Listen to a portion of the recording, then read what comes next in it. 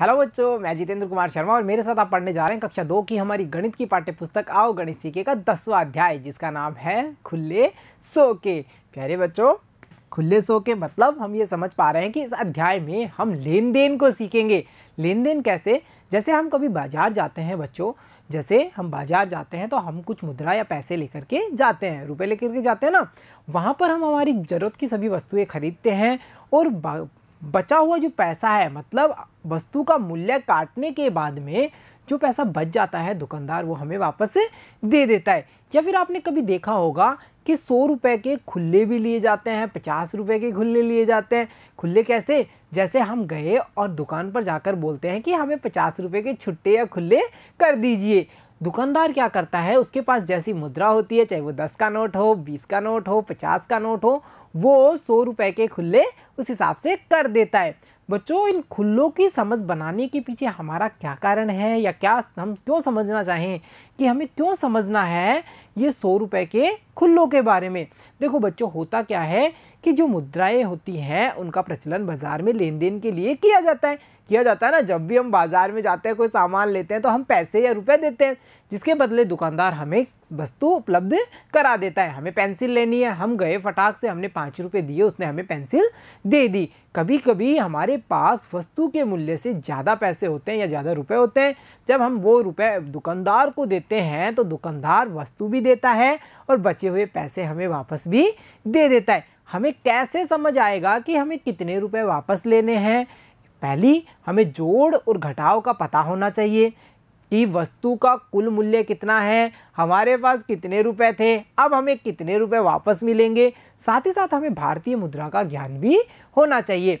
कौन सा सिक्का या नोट 10 रुपये का होगा, कौन सा सिक्का या नोट 1 रुपये का होगा, 2 रुपये का सिक्का या नोट कैसा होता है, 50 का कैसा, 100 का कैसा, या उससे ज़्यादा बड़े जो रुपए हैं वो कैसे होते हैं। इन सब के बारे में हमें समझ बनानी होगी, तभी हम कर पाएंगे खुले सो के। तो चलो बच्चों, अध्याय को शुरू करते हैं एक प्यारे से उदाहरण के साथ में, जिसमें हम अंदाज़ा लगाएंगे कि अलग अलग कीमत वाली वस्तु हमारे पास एक निर्धारित रुपए में कितनी आ सकती हैं। तो चलो देखते हैं उदाहरण हमें क्या कहता है। उदाहरण हमें कहता है, यदि आपके पास 10 रुपए हों, कितने रुपए हैं हमारे पास में? 10 रुपए, ठीक है। तो आप क्या क्या खरीद सकते हो? क्या क्या खरीद सकते हैं? हम तो 10 रुपये में काफ़ी चीज़ें खरीद लेंगे जो हमें पसंद होगी, परंतु यहाँ पर जो चीज़ें दी गई हैं हमें इन चीज़ों में से बताना होगा, और इनकी कीमत यानी इनका मूल्य आप नीचे देख पा रहे हैं। देखो बच्चों, जैसे पहली जो वस्तु है वो है एक प्यारी सी बॉल, ठीक है, और उसकी कीमत कितनी है एक बॉल की? 2 रुपये। यानी अगर मुझे एक बॉल लेनी होगी तो मुझे कितने रुपए देने होंगे? 2 रुपये। इसी प्रकार अगर मुझे एक इरेज़र लेना है तो उसकी कीमत भी कितनी है? 2 रुपये। इसी प्रकार जो अगली चीज़ है वो देखिए, एक पेंसिल है जिसकी कीमत 5 रुपये है, और एक खिलौना का नोट है। यानी खिलौना का नोट देखा होगा ना, जब हम खेलते हैं हम तब नकली मुद्रा यानी इन खिलौनों नोटों का उपयोग करते हैं। तो एक खिलौना नोट की कीमत है 1 रुपये, और वैसे ही एक बैलून यानी गुब्बारे की कीमत है 5 रुपये। इन चीज़ों को हमने देखा, इनकी कीमत का पता किया। अब हमारे पास कितने रुपए हैं? 10 रुपये। अब हमें खरीदनी है ये सारी चीज़ें। इनमें से हम कौन सी कितनी चीज़ें खरीद सकते हैं वो चीज़ें हमें बतानी है। जैसे बच्चों यहाँ देखिए, अगर मैं बॉल खरीदने चाहता हूँ 10 रुपये की, सारे 10 रुपये की मैं बॉल सी लेना चाहता हूँ, तो मेरे पास कितनी बॉल्स आ जाएंगी? एक बॉल की कीमत कितनी है? 2 रुपये, ठीक है। देखिए, एक बॉल की कीमत 2 रुपये। फिर से मैंने एक बॉल और ले ली, उसकी कीमत कितनी हुई? 2 रुपये। और फिर से मैंने एक और ले ली, 2 रुपये। और फिर से मैंने एक और ले ली, मैंने 4 बॉल्स ले ली। कितनी बॉल्स ले ली? 4 बॉल्स, ठीक है। अब मैं देखता हूँ टोटल कितने खर्च हुए। 2 और 2 कितने हुए? 2 के बाद में 2 और कितने हुए? 4।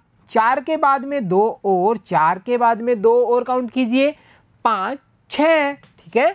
6 के बाद में 2 और, 7, 8, ठीक है। 8 रुपये मेरे खर्च हो गए 10 में से। मेरे पास कितने बच रहे हैं? 2 रुपये और बच रहे हैं ना, तो मैं एक बॉल और ले सकता हूँ। तो मैंने एक बॉल और ले ली, तो मेरे टोटल रुपीस कितने खर्च हो गए? 10। 10 ही थे, 10 मैंने खर्च कर दिए। बॉल्स मैंने कितनी ली? यहाँ पे देखो, 1, 2, 3, 4, 5। तो मैं क्या कह सकता हूँ, अगर मैं 2 रुपये कीमत वाली बॉल लूँगा 10 रुपये की, तो वो मेरे पास कितनी आ जाएंगी? 5 आ जाएंगी। ऐसे ही अगर मैं इरेजर लूँगा तो वो कितने आएंगे, वो भी 5 आएंगे, क्योंकि बॉल और इरेजर की कीमत एक जैसी है। इसी प्रकार अगर मैं पेंसिल लेता हूँ तो एक पेंसिल की कीमत देखो बच्चों कितनी है, एक पेंसिल की कीमत है कितने रुपए, देखो और बताओ, 5 रुपए। कितने रुपए, 5। तो मैंने एक पेंसिल ली 5 रुपए की, मेरे पास कितने और बचे, 10 में से 5 गए, पीछे बचे 5। मैंने एक और पेंसिल ले ली, ठीक है। अब मैंने 2 पेंसिल्स ले ली तो मेरे 10 के 10 रुपीज़ खर्च हो गए, अब मेरे पास कुछ नहीं बचा। तो मैं कह सकता हूँ 5 रुपए मूल्य वाली जो पेंसिल है वो मेरे पास कितनी आई, 2 आई ना। इसी प्रकार जो खिलौनों का नोट है उसकी कीमत कितने रुपए है, 1 रुपये। 1 की कीमत 1, 2 की 2, 3 की 3, 4 की 4, 5 की 5, 6 की 6, 7 की 7, 8 की 8, 9 की 9 और 10 की 10। यानी मेरे पास कितने नोट आ गए, खिलौना नोट, 10 नोट्स आ गए। तो मैं कह सकता हूँ 10 रुपये में मैं 1 रुपये कीमत वाले जो खिलौना नोट है वो 10 ले सकता हूँ। इसी प्रकार अगर बैलून की बात करें बच्चों जिसकी कीमत 5 रुपये है, तो आप बताइए 10 रुपये में कितने बैलून्स आ सकते हैं, जितनी पेंसिल्स आई थी, क्योंकि दोनों की कीमत एक जैसी है ना। तो यहाँ हम कह सकते हैं कि मैं 10 रुपये में 2 बैलून्स ले सकता हूँ। क्या हमने सही जोड़ा, सही पता किया? चलो देखते हैं गतिविधि में। देखो बच्चों, 2 रुपये की 5 गेंदे, 2 जोड़ 2 जोड़ 2 जोड़ 2 जोड़ 2, 2 2 2 कितनी बार, 5 बार, टोटल कितने हुए, 10। तो मैं कह सकता हूं कि 2 रुपये की 5 गेंदें खरीदी जा सकती हैं। इसी प्रकार 5 रुपये की 2 पेंसिल्स के हिसाब से 2 पेंसिलें ले सकता हूं जिनमें प्रत्येक की कीमत 5 रुपये होगी और मेरे 10 रुपये खर्च हो जाएंगे। कितनी पेंसिल्स मैं ले सकता हूं, 2, और मैंने यहाँ देखा 5 और 5 जुड़ करके 10 रुपये खर्च हुए। अब बात करें 1 रुपये के 10 खिलौना नोटों की, क्योंकि एक नोट की कीमत 1 रुपये है तो 10 खिलौना नोटों की कीमत कितनी होगी, 10 रुपये होगी ना। तो मैं कह सकता हूँ 1 रुपये मूल्य वाले खिलौने नोट मैं 10 रुपये में 10 खरीद सकता हूँ।